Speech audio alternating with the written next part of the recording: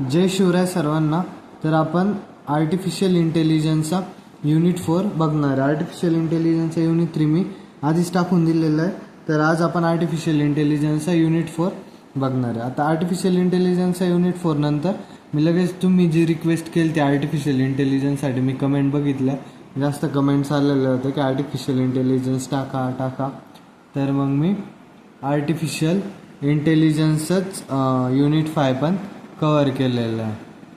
कळलं. आता यानंतर काय फर्स्ट क्वेश्चन काय, आता list the inference rules use in propositional logic, explain them in detail with suitable example. काय प्रश्न आहे, इन्फरन्स रूल्स आपल्याला जे जे यूज करतो आपण ते लिस्ट करायचे आहे आणि त्यांना डिटेलमध्ये एक्सप्लेन करायचं आहे. मग inference rules use in propositional logic. आता इन्फरन्स रूल नेमकी राहता काय ते बघायचे. आर्टिफिशियल इंटेलिजन्समध्ये inference rules are use to driven new facts from the known facts.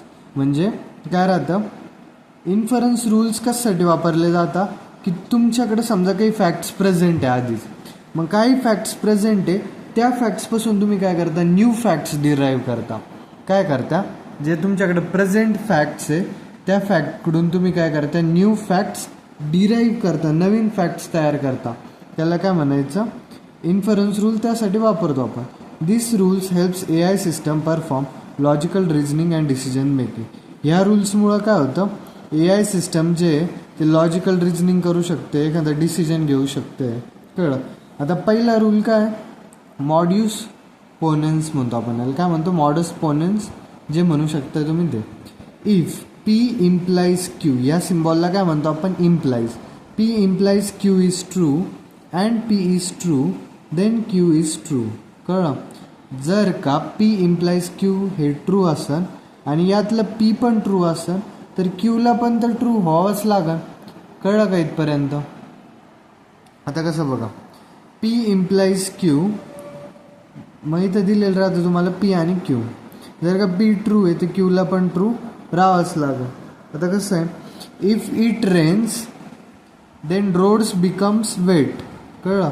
याच्यामध्ये P काय, P काय, इफ इट रेन्स हे झालं P बरोबर, आणि रोड्स बिकम्स वेट हे काय झालं Q. हे झालं पूर्ण P आणि हे रोड्स बिकम्स वेट काय झालं Q बरोबर. P then Q. जर का पाऊस पडला तर काय होतील, रोड्स जे आहे ते ओले होतील बरोबर. तर जर का पाऊस पडला बरोबर तर रोड्सला तर ओलं व्हावंच लागेल ना. P ट्रू आहे की पाऊस पडला आहे आणि Q काय, रोड्स ओले होतील.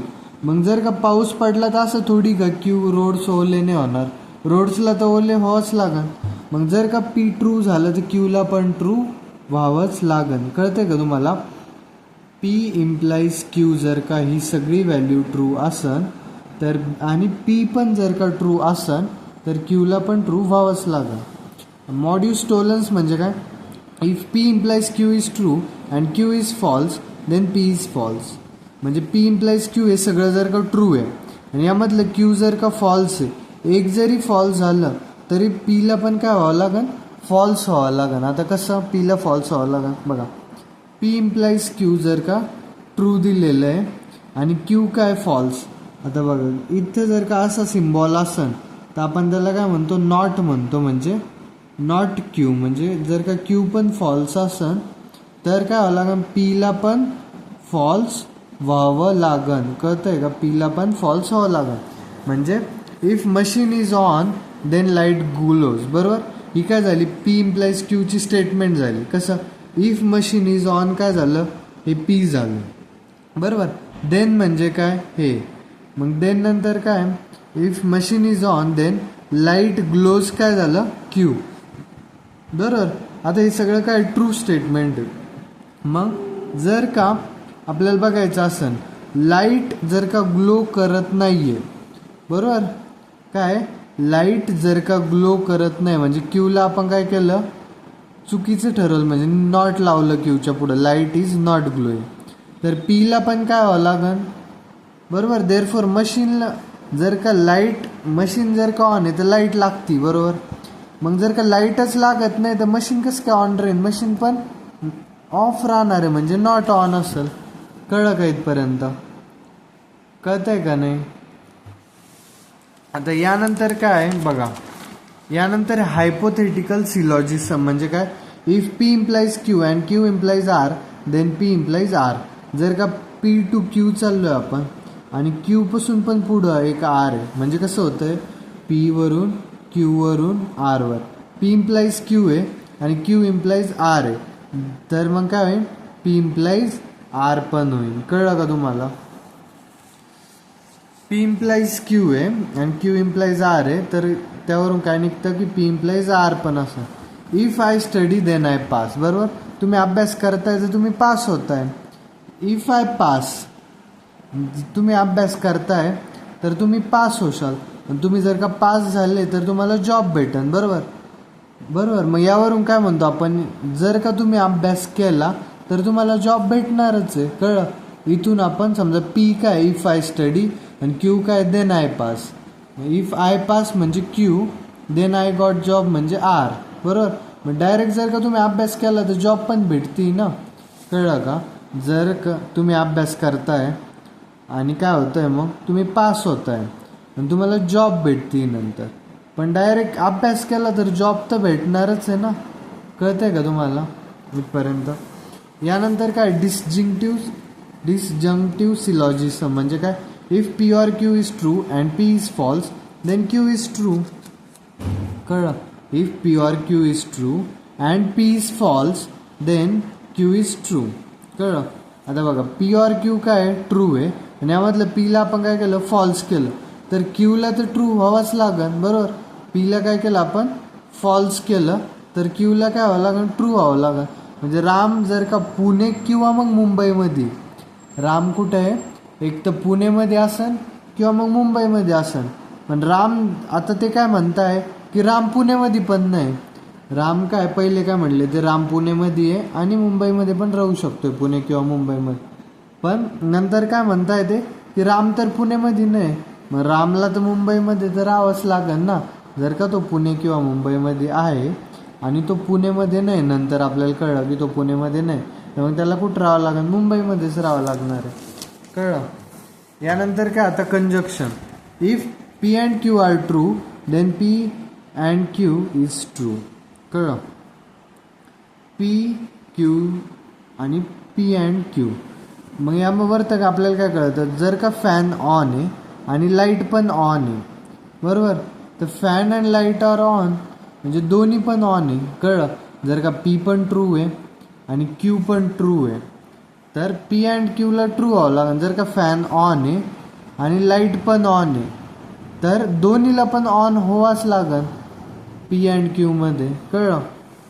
त्यानंतर काय, सिम्प्लिफिकेशनमध्ये काय, if P and Q is true then P is true. कळलं? जर का पी अँड क्यू ट्रू आहे तर पी पण ट्रू आहे. जर का राम हा इंटेलिजंट आहे आणि हार्डवर्किंग आहे तर राम हा इंटेलिजंट आहे. कळलं? राम हा इंटेलिजंट आहे आणि हार्डवर्किंग आहे, तर पीला तर ट्रू व्हावंच लागेल कारण राम इंटेलिजंट आहे. कळतंय का? राम हा इंटेलिजंट आणि हार्डवर्किंग दोन्ही पण आहे, तर रामला इंटेलिजंट व्हावंच लागेल. रिझोल्युशन रूल काय, this rule is widely use in AI for automated reasoning and theorem proving. कळलं? हा रूल वाईडली कशात यूज केला जातो, रिझनिंग आणि थेरम प्रूव्हिंगमध्ये. कळलं? पी ऑर क्यू आहे आणि आपण काय म्हणलो, not of P or R, तर ते क्यू ऑर आर असतं. कळलं? Ram is smart or honest आहे, Ram is not smart or hardworking आहे, therefore Ram is honest or hardworking. हे आपण प्रूव्ह करू शकतो याच्यावरनं. कळलं?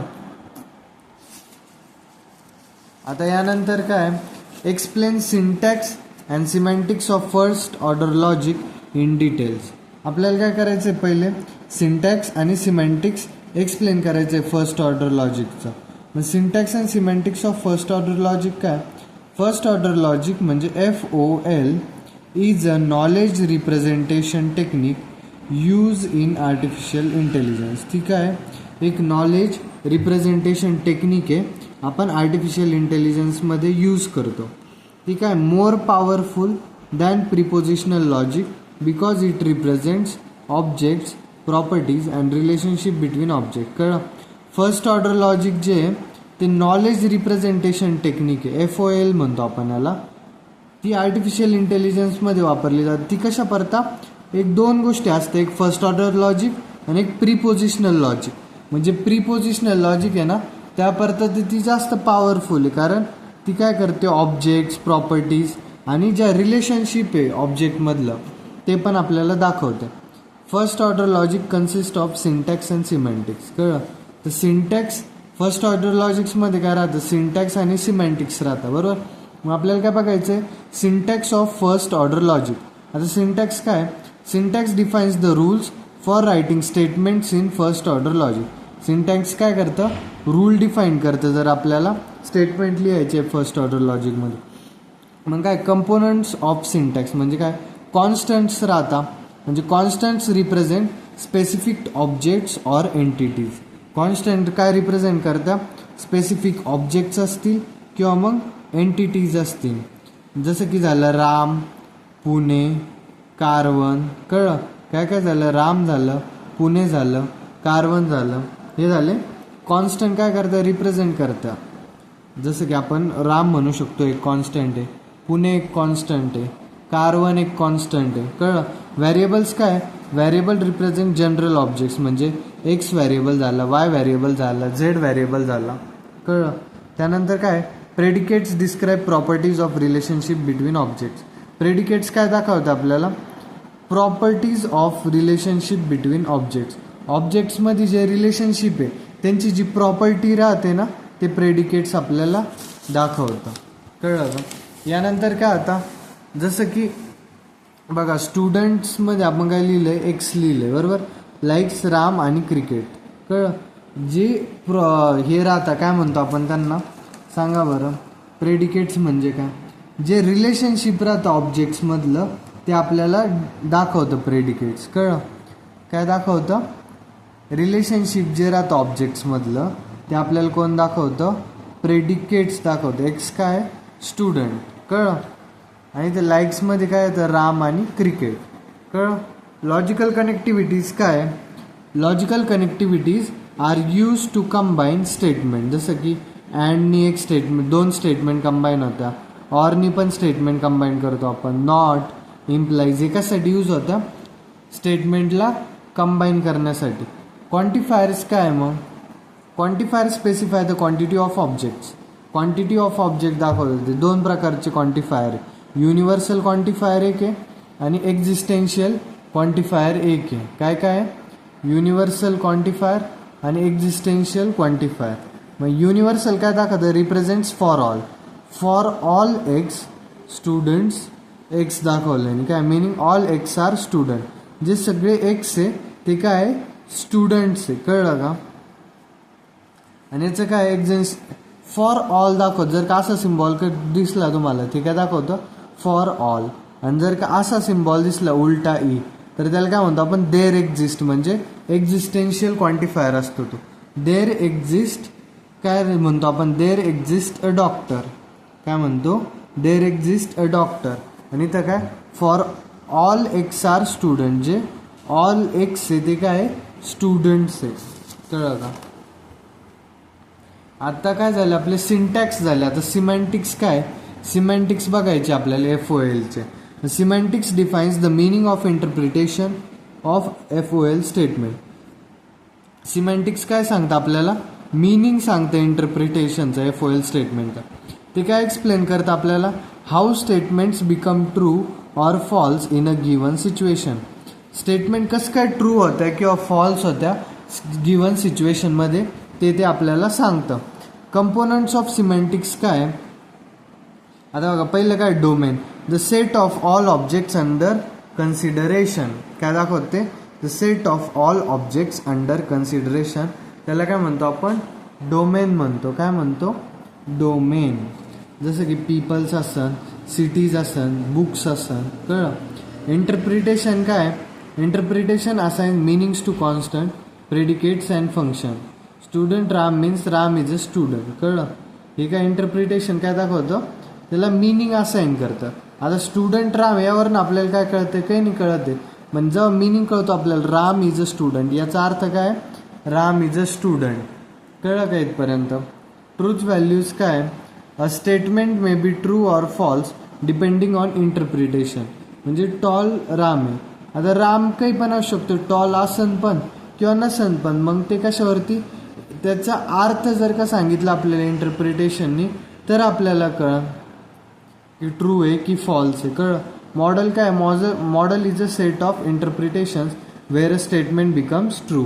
मॉडेल काय, सेट ऑफ इंटरप्रिटेशन आहे जिथं स्टेटमेंट काय होऊन जातं, ट्रू होऊन जातं. जसं की एक्झाम्पल काय आहे फोएलचं, ऑल ह्युमन्स आर मॉर्टल. काय, सगळे जे ह्युमन्स आहे, ऑल ह्युमन्स ते काय, मॉर्टल आहे. काय, ऑल ह्युमन्स आर मॉर्टल. कळलं. मिनिंग काय, for every object X if X is human. कळलं. For every object X if X is human then X is mortal. कळलं का. काय, for every object X, for every object X if X is human then X is mortal. कळलं. For every object X if X is human then X is mortal. कळलं का तुम्हाला. याचे advantages बघा. काय, रिप्रेझेंट्स कॉम्प्लेक्स नॉलेज रिप्रेझेंट करतं, reasoning आणि इन्फरन्सला support करतं, यूज इन एक्सपर्ट सिस्टीममध्ये वापरतो आपण, मोर एक्सप्रेसिव्ह आहे. दोन गोष्टी म्हणलो होतो मी तुम्हाला, एक FOL राहतं आणि दुसरं प्रीपोजिशनल लॉजिक राहतं. तर मोर एक्सप्रेसिव्ह कोण आहे, आपल्याला जास्त माहिती देणं वगैरे सगळ्या गोष्टी, तर ते प्रीपोजिशनल लॉजिक आहे. कळलं का. आता बघा, detail the algorithm for design entailment in preposition logic. आपल्याला काय करायचं आहे, डिसाइडिंगसाठी आपल्याला डिसाइडिंगसाठी आपल्याला अल्गोरिदम सांगायचं आहे for entertainment in propositional logic. Algorithm for deciding entailment in propositional logic. In artificial intelligence entailment means checking. आता तुम्ही म्हणलं असं एंटेलमेंट नेमकी आहे काय. एंटेलमेंट म्हणजे आपल्याला काय करायचं, चेक करायला लागतं whether conclusion logically follows from given knowledge or statement. म्हणजे जे कन्क्ल्युजन आहे ते लॉजिकली फॉलो करतं का नाही स्टेटमेंटला. कळलं. ते आपल्याला बघायचं राहतं, त्याला म्हणायचं entailment. If knowledge base KB always make a statement true then we say KB हे काय राहतं, अल्फाच्या इक्वल होऊन जातं. वेअर KB काय, नॉलेज बेस आहे आणि अल्फा काय, क्वेरी ऑर कन्क्ल्युजन आहे. कळलं का. KB काय, नॉलेज बेस आहे आणि अल्फा काय, क्वेरी किंवा कन्क्ल्युजन आहे. Truth table algorithm for deciding entailment. Truth table method, truth टेबलचा अल्गोरिदम राहतं का. ट्रूथ टेबल मेथड ही काय करते, चेक करते की स्टेटमेंट हे लॉजिकली एंटेल आहे की नाही. जसं की नॉलेज बेसवरती ते चेक करते. कशाच्या बेसिसवर चेक करते, नॉलेज बेसवरती. आता स्टेप्स काय अल्गोरिदमच्या, पहिले काय करायचं, सिम्बॉल आयडेंटिफाय करायचा. Find all prepositional symbols use in KB and query.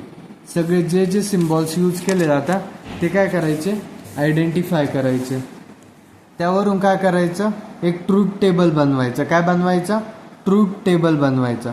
Construct a truth table for all possible combinations of truth values. तुम्ही काय केला, एक ट्रूथ टेबल बनवलं सगळ्या पॉसिबल व्हॅल्यूजसाठी. बरोबर. मग इव्हॅल्युएट नॉलेज बेस म्हणजे काय करायचं, check the truth values of KB for every row. प्रत्येक रोसाठी काय करायचं, ट्रूथ व्हॅल्यू चेक करायची KBची. कळलं. त्यानंतर काय, आता सांगा बरं, आता तुम्ही ट्रूथ व्हॅल्यू चेक केली, हे तुम्हाला दिसन पुढं आपला याचं टेबल आहे बनवलेलं. सो डोंट वरी, ह्या फक्त स्टेप्स लक्षात ठेवा काय करायचं आहे काय नाही. पुढं टेबल आहे या गोष्टीचं. कळलं का. मग आपण काय करतो, क्वेरी चेक करतो. क्वेरी चेक केल्यानंतर काय करतो आपण, for all rows where KB is true. सगळ्या रोजसाठी जिथे जिथे KB ट्रू आहे तिथे चेक करायचं की अल्फा पण ट्रू आहे का. काय चेक करायचं, जिथे जिथं KB ट्रू आहे तिथे चेक करायचं अल्फा पण ट्रू आहे का. कळलं. आता तुम्ही जर का चेक केलं मग काय, जिथे जिथे के बी ट्रू आहे तिथे अल्फा पण चेक केला ट्रू आहे का. त्यानंतर आपण एंटेलमेंट डिसाईड करतो. If query is true in all rows where K B is true then entailment exist. म्हणजे काय, जर का के बी पण ट्रू आहे आणि अल्फा पण ट्रू आहे तरच एंटेलमेंट एक्झिस्ट करते. काय म्हटलो मी, जर का के बी पण ट्रू आहे आणि अल्फा पण ट्रू आहे तरच एंटेलमेंट एक्झिस्ट करते. आता बघा, हा झाला ट्रूथ टेबल. तुम्ही पीचं लिहून घेतलं true true false false, Q लिहून गेलं तर ट्रू फॉल्स बरोबर. पी इम्प्लाइज क्यू काय होणार आहे मग ट्रू फॉल्स ट्रू ट्रू झालं. मग के बी आपण चेक केलं true false false false.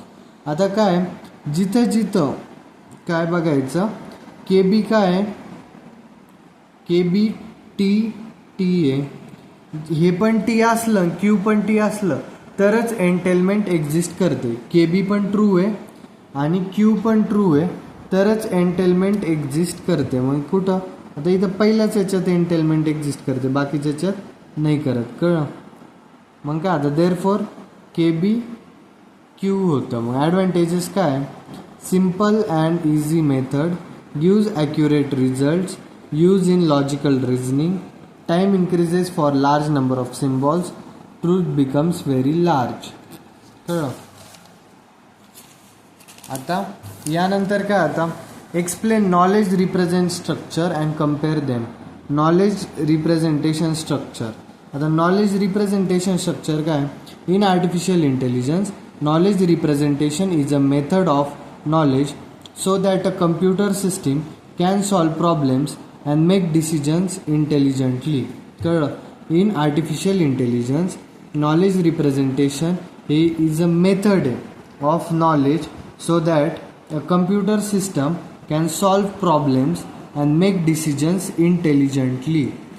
Artificial इंटेलिजन्समध्ये नॉलेज रिप्रेझेंटेशन काय, एक मेथड कशाची, of knowledge so that a computer system can solve problems.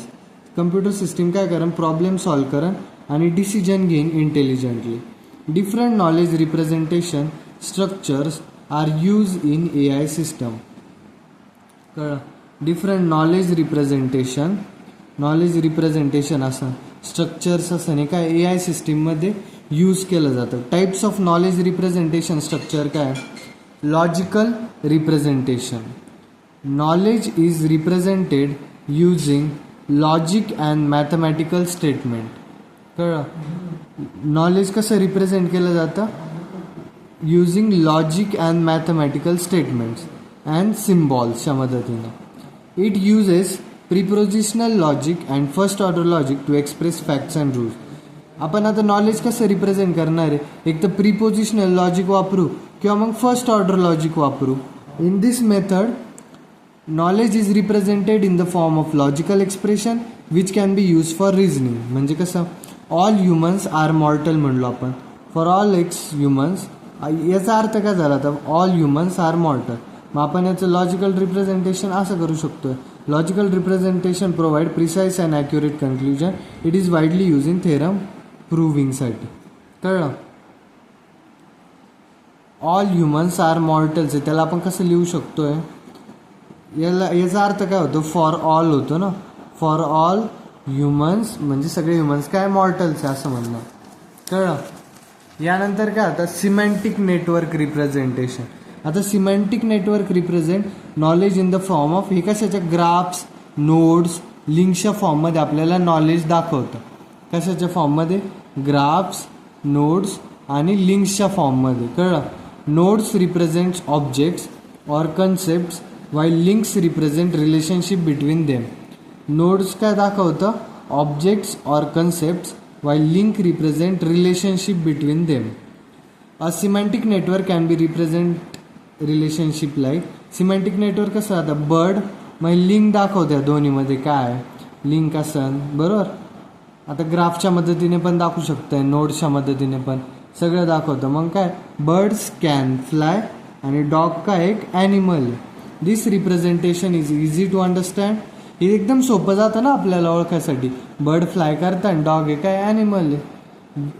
Provides graphical view, हे काय दाखवतं आपल्याला, ग्राफिकल व्ह्यू दाखवतं रिलेशनशिप. among objects. कळलं. It is useful in natural language processing and knowledge based systems. However, semantic networks are not suitable for highly complex reasoning tasks. आता बघा ही सगळ्या गोष्टी ठीक आहे, पण जर का तुमच्याकडे एक हायली कॉम्प्लेक्स टास्क आलं थोडंसं, तर त्यासाठी तुम्ही असं प्रत्येक वेळेस लिंक्सच्या मदतीने वगैरे नाही दाखवू शकत. कळलं का? त्यामुळे आपण दुसरं वापरतो. आता काय frame representation stores knowledge in the form of frames. ते कशाच्या फॉर्ममध्ये नॉलेज स्टोअर करतं? फ्रेमच्या फॉर्ममध्ये. फ्रेम हे काय एक डाटा स्ट्रक्चर आहे that contains attribute and their values.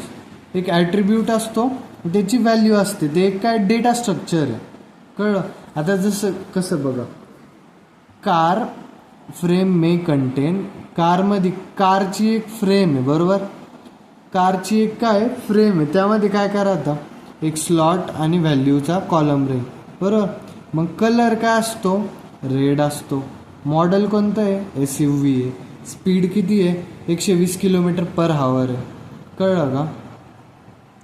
ते एक डेटा स्ट्रक्चर ज्यामध्ये एक ॲट्रिब्यूट असतो आणि दुसरी व्हॅल्यू असते. कळलं. ही झाली फ्रेम. कार काय एक फ्रेम, त्याचं ॲट्रिब्यूट काय? कलर, मॉडेल, स्पीड आणि व्हॅल्यू काय? रेड, SUV आणि 120 km/h. कळलं का तुम्हाला? आता यानंतर काय बघायचं आपल्याला की frames are useful for representing. Frames are useful for representing structured and stereotype knowledge. कशासाठी यूज होतं ते? Frames are useful for representing structured and stereotype knowledge. एक स्ट्रक्चर असा स्टिरियोटाईप नॉलेज प्रेझेंट असेल त्यासाठी तुम्ही काय वापरू शकताय? फ्रेम्स. दे सपोर्ट इनहेरिटन्सला सपोर्ट करता. ते काय करता? इनहेरिटन्सला सपोर्ट करता. Where one frame can inherit properties from another frame. एक फ्रेम ही दुसऱ्या फ्रेमकडून प्रॉपर्टीज इनहेरिट करू शकते. Frame representation is easy to modify and update. Frame representation काय? इझी टू मॉडिफाय, अपडेट करू शकतो आपण. कळलं का? त्यानंतर प्रोडक्शन रूल रिप्रेझेंटेशन असतं. Production rule representation store knowledge in the form of if then. Production rule कशाच्या फॉर्ममध्ये नॉलेज स्टोअर करतं? इफ देन रूलच्या फॉर्ममध्ये. This rules are use to perform reasoning and decision making. या रूलमुळं काय होतं? रिझनिंग आणि डिसिजन मेकिंग होतं. जर का टेम्परेचर हाय तर पेशंट हॅज फिवर. कळलं. जर का पेशंटचं टेम्परेचर काय हाय तर काय झालं? पेशंटला फिवर आहे. कळलं का? प्रोडक्शन रूल हे सिम्पल अँड इझी राहते अंडरस्टँडिंगसाठी. They are widely use in expert system and diagnostic system. ते कुठं कुठं यूज केलं जातं? एक्सपर्ट सिस्टीममध्ये, डायग्नॉस्टिक सिस्टीममध्ये. This method is flexible because new rules can be added easily. ही मेथड फ्लेक्झिबल आहे, आपण न्यू रूल ॲड करू शकतो किंवा नाही पण करू शकत. However managing a very large number of rules, आपण जर का जास्त रूल्स जर का मॅनेज करायचे असेल तर ते काय जातं? डिफिकल्ट जातं आणि मे रिड्यूस सिस्टम इफिशियंट. सिस्टीमची इफिशियन्सी पण कमी करतं. कळलं का? आता कंपॅरिझन काय? लॉजिकल रिप्रेझेंटेशन काय? रिप्रेझेंटेशन मेथड लॉजिकल स्टेटमेंट्स, फॉर्म्युलाजच्या मदतीने आपण रिप्रेझेंट करतो. याचा ॲडव्हान्टेजेस काय? की ॲक्युरेट रिझनिंग देतं, पण कॉम्प्लेक्स प्रॉब्लेम जर का असले तर ते अवघड जातं बरोबर. सिमॅन्टिक नेटवर्क काय? हे नोड्स आणि लिंक्सच्या मदतीने रिप्रेझेंट करतं. हे इझी टू अंडरस्टँड आहे, बट याची कॅपेबिलिटी जी रिझनिंगची ती जास्त नाही आहे. कळलं का? फ्रेम रिप्रेझेंटेशन काय? स्लॉट्स आणि व्हॅल्यूजच्या मदतीने हे आपण रिप्रेझेंट करतो. हे इझी टू अपडेट वगैरे आहे, पण जर का कॉम्प्लेक्स लॉजिक्स आले तर हे नॉट सुटेबल. कळलं. आणि प्रोडक्शन रूल्स काय? इफ देन रूल्स वापरतं. सिम्पल आहे, फ्लेक्झिबल आहे, पण जर का जास्त रूल्स आले आपल्यापाशी तर ते डिफिकल्ट करणं पण काय? मॅनेज करणं हे डिफिकल्ट आहे. कळलं. यानंतर काय? आता Wumpus world environment giving its PEAS description. आपल्याला वुम्पस वर्ल्ड एन्व्हायरमेंट सांगायचं आहे. आता वुम्पस वर्ल्ड एन्व्हायरमेंट काय? A Wumpus world is a famous problem in artificial intelligence used to explain intelligent agents and problem solving. Wumpus world काय एक famous problem आहे artificial इंटेलिजन्समधला. तो काय एक्सप्लेन करतो आपल्याला इंटेलिजंट एजंट्स आणि प्रॉब्लेम कसे सॉल्व्ह करायचे वगैरे ते एक्सप्लेन करतो आपल्याला. कळलं. यानंतर काय आता the environment consist of rooms connected in a grid.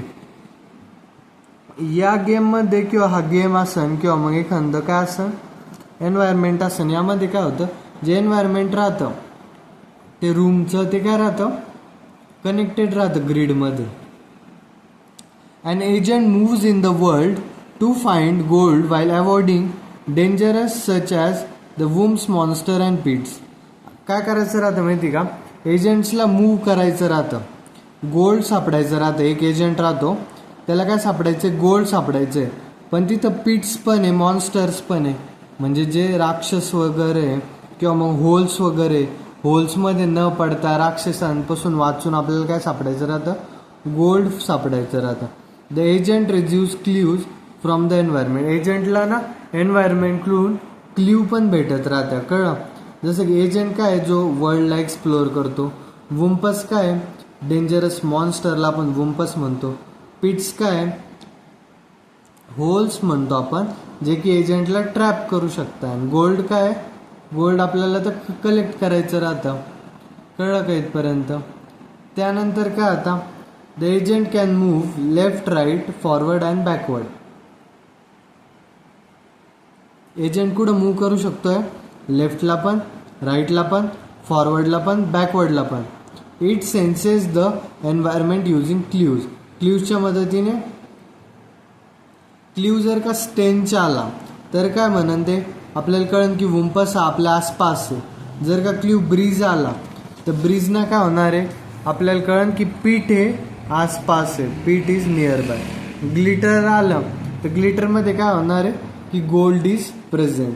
यास आपल्याला काय भेटतील क्ल्यूज भेटतील.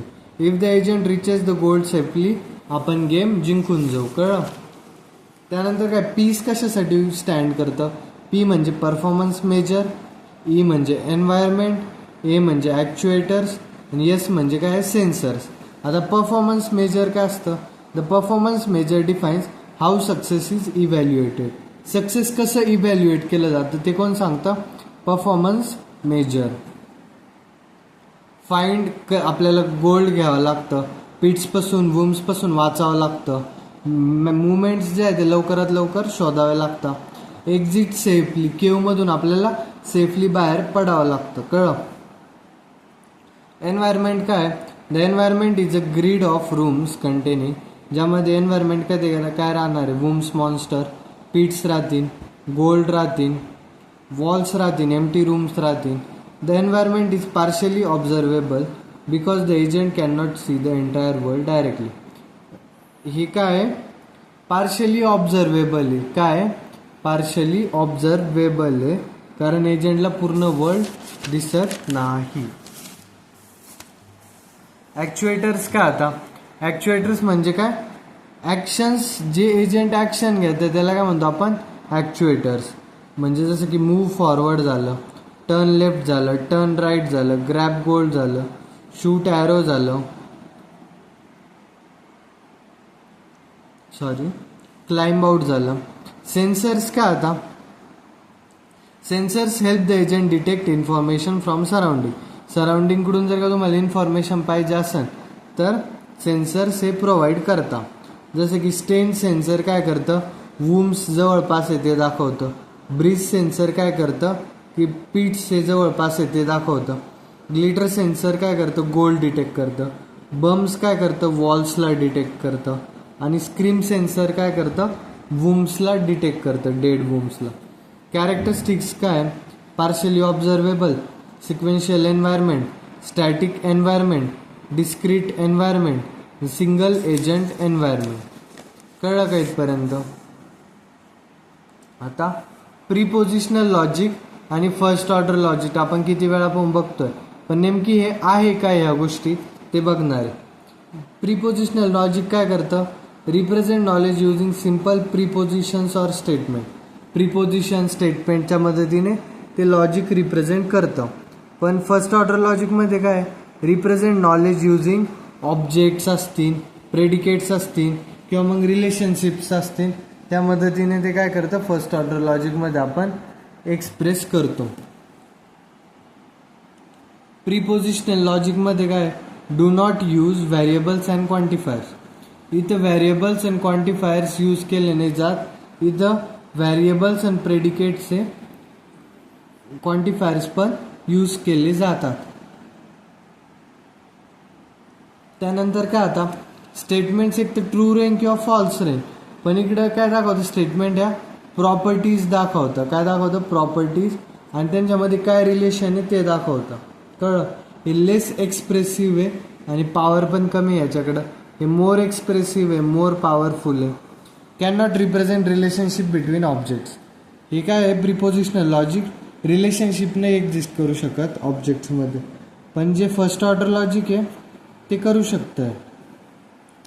हे इझियर आहे, हे मोर कॉम्प्लेक्स आहे.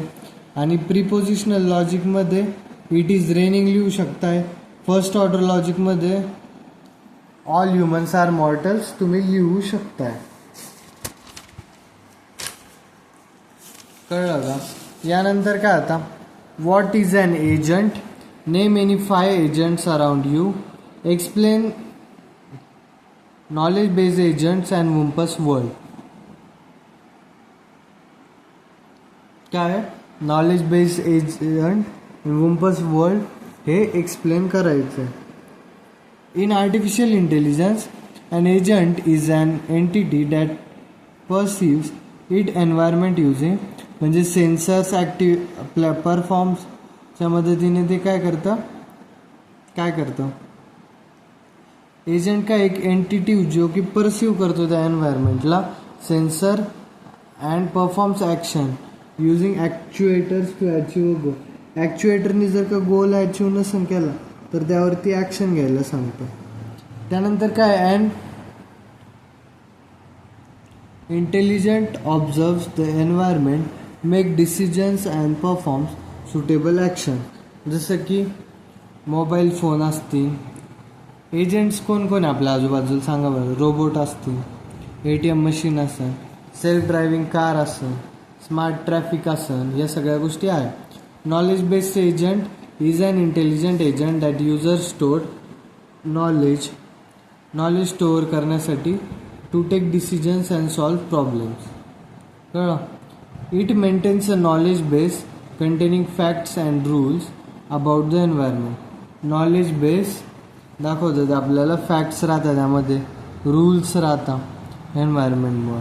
The agent performs reasoning on the knowledge base and selects appropriate actions. Concepts of knowledge base agent. Knowledge base असतं, इन्फरन्स इंजिन असतं, सेन्सर असतं, ॲक्च्युएटर्स असतं. The knowledge base stores information while the inference engine derives conclusion from that information. कळलं. The Wumpus world is a problem environment in AI where an agent searches for gold while avoiding pests and the Wumpus world. The agent uses knowledge and logical reasoning to move safely in the environment. लॉजिकच्या मदतीने रिझनिंगच्या मदतीने ते काय करतं safely move करून एन्व्हायरमेंटपर्यंत जातं. Working काय आता if the agent senses a breeze it assumes a pit is near by. जर का त्याला ब्रीथचा सेन्स झाला तर ते ॲज्युम करून pit is nearby. If it senses a stench it assumes the Wumpus is nearby. If it takes glitter it identifies the location of gold.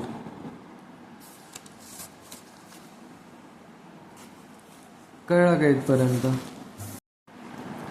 Using this clues the knowledge base agents update its knowledge base and decide safe action. या रूल्सचा use करून ते काय करतं knowledge base agent जो राहतो त्याचं knowledge update करतं आणि सेफ ॲक्शन्स डिसाईड करतं. आता if there is no breeze in the room the additional rooms are safe from pits. जर का एखाद्या रूममध्ये ब्रीज नाही आहे तर जे ॲडजस्टंट रूम आहे त्या सेफ आहे पिट्सपासून. बरोबर.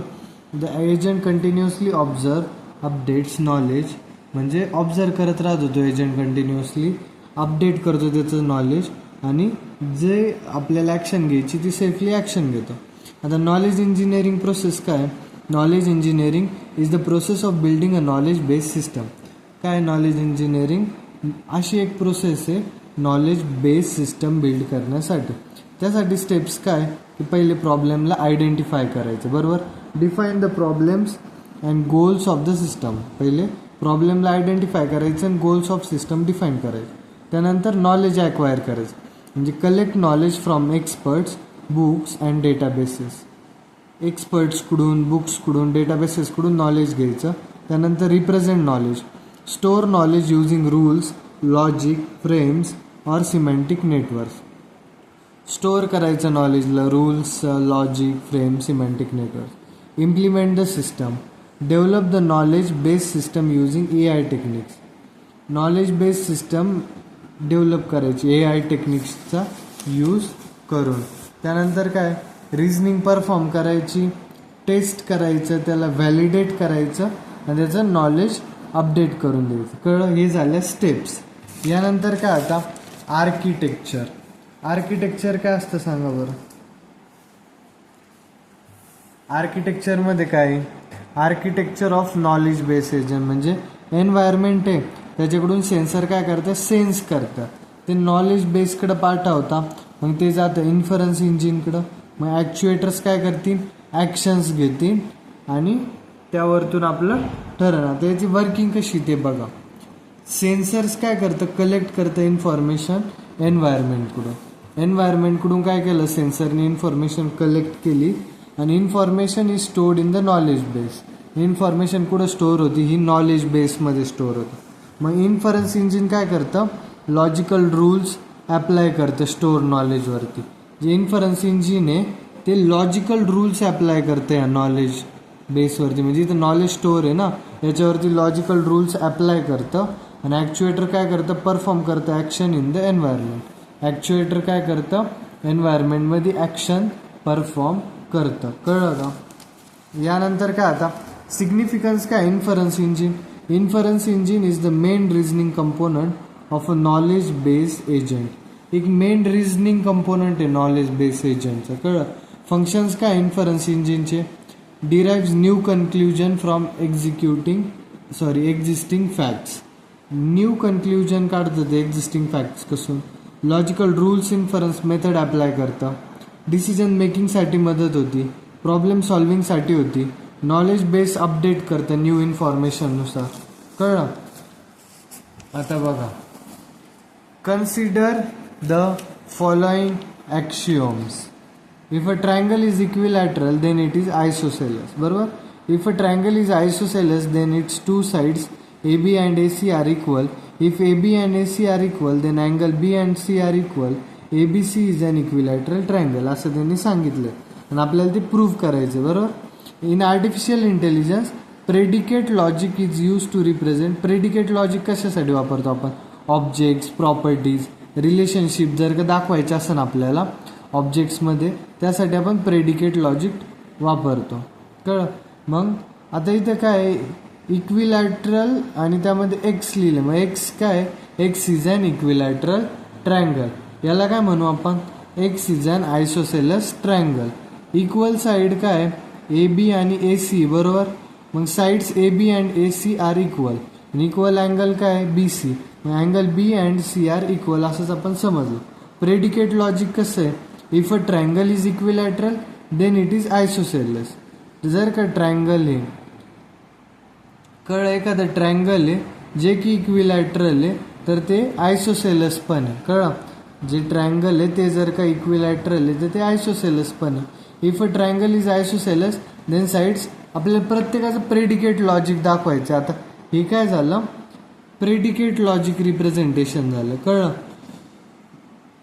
जर का ट्रायंगल आयसोसेलस आहे तर AB आणि AC इक्वल आहे. कळलं? जर का ट्रायंगल आयसोसेलस आहे तर AB आणि AC इक्वल. त्यानंतर काय आता? If sides AB and AC are equal then angles B and C are equal. जर का साईड AB आणि AC इक्वल आहे तर अँगल पण इक्वल राहील B आणि C. त्यावरून काय प्रूव्ह होतं? Equilateral triangle ABC. मग याला आपण असं प्रेडिकेट लॉजिकमध्ये दाखवू शकतोय. कळलं का इथपर्यंत? कळलं. यानंतर काय आता write and propositional logic for the statement. Propositional logic कसं येईल आता? प्रेडिकेट डिफरंट लॉजिक म्हणजे ऑल बर्ड्स फ्लाय म्हणजे काय? X is a bird, x can fly. बरोबर. मग रिप्रेझेंटेशन कसं आहे? बर्ड्स दाखवलं आपण आणि फ्लाय दाखवलं. बर्ड्स काय करतं? एक्स हा एक बर्ड आहे आणि एक्स फ्लाय पण करतो. कळलं. एक्स हा काय? एक बर्ड आहे आणि एक्स हा फ्लाय पण करतो. मग रिप्रेझेंटेशन कसं दाखवू शकतो आपण?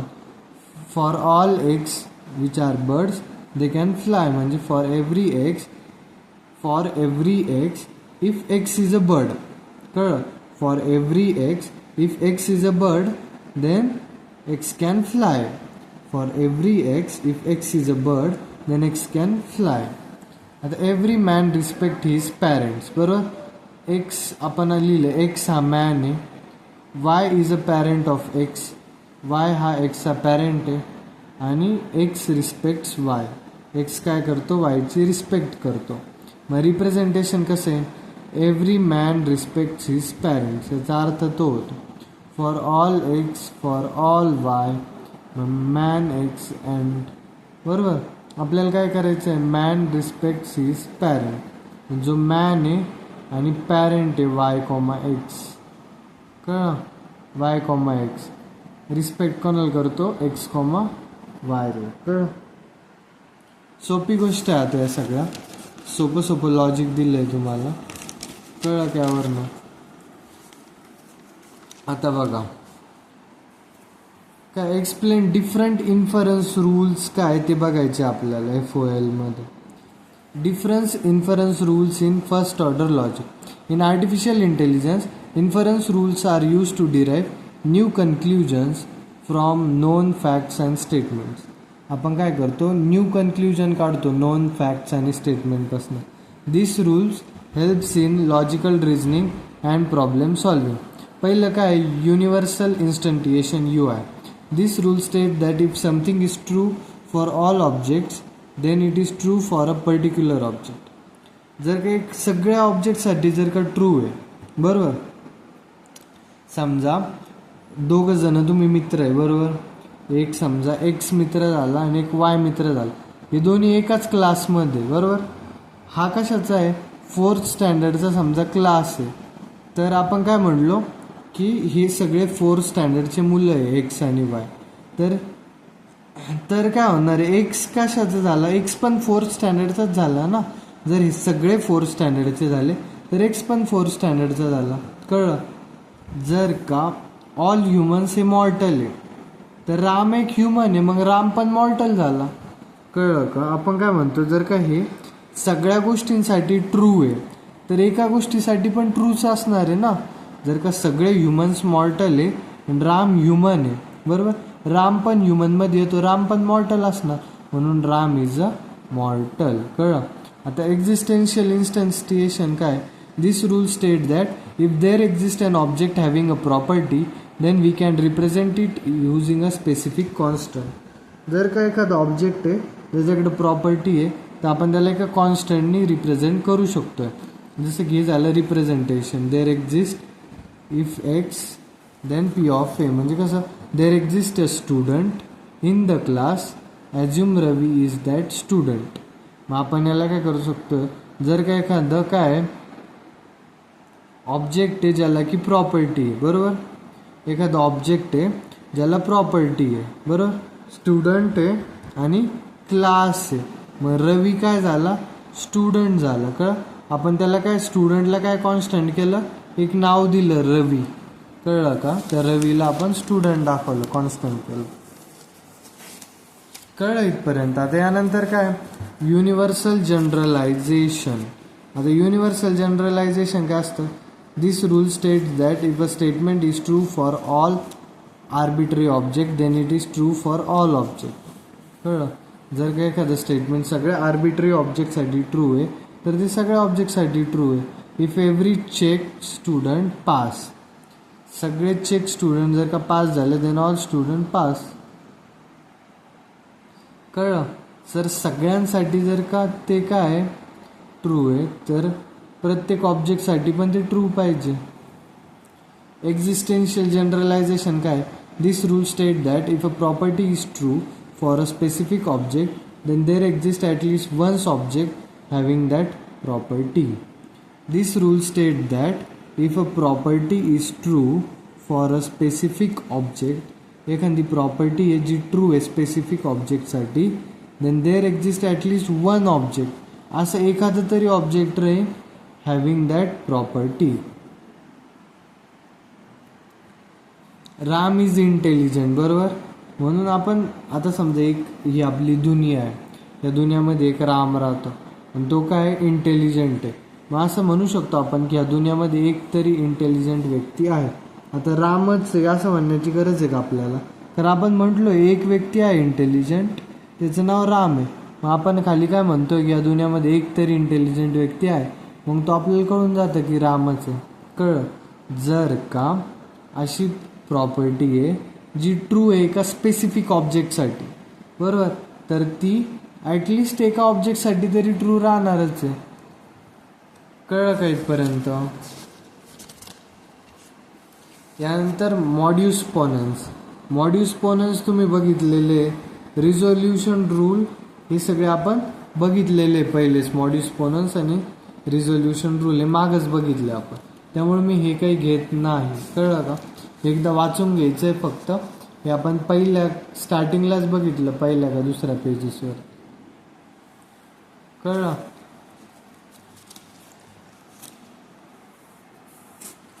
यानंतर काय आता, what is knowledge representation using prepositional logic, compare prepositional and predicate logic. कळलं. आता नॉलेज रिप्रेझेंटेशन काय using prepositional logic. In artificial intelligence knowledge representation is a method of representing information so that computer system can understand and use it for reasoning. काय करू शकते computer system हे understand करू शकते आणि रिझनिंगसाठी पण वापरू शकते. प्रीपोजिशनल लॉजिक असं सिम्पलेस्ट मेथड आहे नॉलेज रिप्रेझेंटेशनची, ती की नॉलेज रिप्रेझेंट करते प्रीपोजिशन और स्टेटमेंटच्या मदतीने, की ट्रू आहे की फॉल्स आहे हे बघते ती. कळलं. आता बघा, it is raining and the fan is on. This statement can have only two truth values. एक तर रेन होतोय की नाही, बरोबर. रेन होतोय तर ट्रू इन, नाही होते तर फॉल्स इन, म्हणजे ट्रू किंवा फॉल्स. आणि the fan is on, fan is on असन किंवा ऑफ असन, मग ट्रू किंवा फॉल्स इन. Logical operator are use to combine propositions. आपण काय करतो, लॉजिकल ऑपरेटर्स वापरतो प्रीपोजिशनसाठी. जसं की आता अँड असन, ऑर असन, नॉट असन, इम्प्लाइज असन. If it rains the road are wet, मग आपण पी इम्प्लाइज क्यू दाखवलं. पी काय इट रेन्स आणि क्यू काय रोड्स आर वेट. मग propositional logic is simple and easy to use but it can not represent relationship and detail information about object. कळलं का इथपर्यंत. एकदम सोप्या पद्धतीत समजून सांगतोय मी आता. Comparison between prepositional logic and predicate logic. आता प्रीपोजिशनल लॉजिक काय, हे काय करतं, एक सिम्पल स्टेटमेंट रिप्रेझेंट करतं. आणि प्रेडिकेट लॉजिक काय, प्रॉपर्टीज अँड रिलेशनशिप दाखवतं. हे व्हॅरिएबल्स क्वांटिफायर्स वापरत नाही. आणि प्रेडिकेट लॉजिक हे व्हॅरिएबल्स क्वांटिफायर्स वापरतं. हे काय लेस एक्सप्रेसिव्ह आहे, हे मोर एक्सप्रेसिव्ह आणि पॉवरफुल आहे प्रेडिकेट लॉजिक. प्रीपोजिशनल लॉजिक काय, statement are only true or false. Statement काय एक तर ट्रू रेन किंवा फॉल्स रेन. पण इकडे काय दाखवतं प्रेडिकेट लॉजिक, हे डिटेल्ड नॉलेज दाखवतं. कळलं. प्रीपोजिशनल लॉजिकमध्ये काय, can not represent relation between object, आणि इकडं रिलेशन दाखवतं ऑब्जेक्टमध्ये. हे सिम्पलर आहे आणि इझी टू इम्प्लिमेंट आहे. हे मोर कॉम्प्लेक्स आहे. कळलं. हे इथं रेनिंग झालं, ऑल ह्युमन्स आर मॉर्टल्स, हे काय झाले एक्झाम्पल झालं त्याचं. कळलं का इथपर्यंत.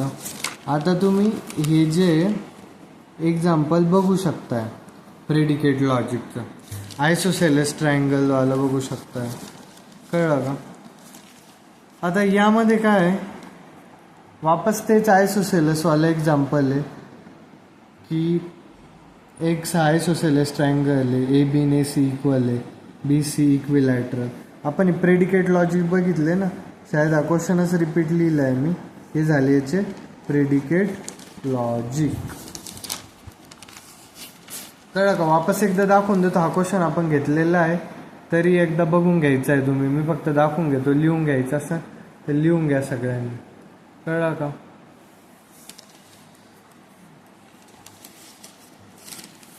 यानंतर काय, इन्फरन्स इन प्रिपोजिशनल लॉजिक. आता हे पण तर आपण बघितलं आहे, आर्टिफिशियल इंटेलिजन्स इन्फरन्स, बरोबर. कॉमन इन्फरन्स रूल काय, मॉड्यूस पोनन्स, मॉड्यूस टोलन्स, त्यानंतर रिझोल्युशन रूल. हे सगळे रूल आपण बघितलेले आहे मागच, बरोबर. हे मी डबल लिहिलं आहे, तर हे सगळं तुम्ही एकदा सगळ्यांनी चेक करून घ्यायचं आहे. कळलं? इथं आपला युनिट संपलेला आहे. आर्टिफिशियल इंटेलिजन्सचा युनिट 4 हा संपलेला आहे. आता युनिट 5 मी उद्यापर्यंत अपलोड करून देईन आणि बाकीचे पण आपण आता DSBDAWTकडे जाणार आहे. कळलं? लवकरात लवकर ते पण कवर करण्याचं ट्राय करू. तर या सगळ्या याची नोट्स मी डिस्क्रिप्शनमध्ये लिंक दिलेली आहे, तिथे तुम्हाला नोट्स अवेलेबल आहे. तुम्ही नक्की चेक करू शकता.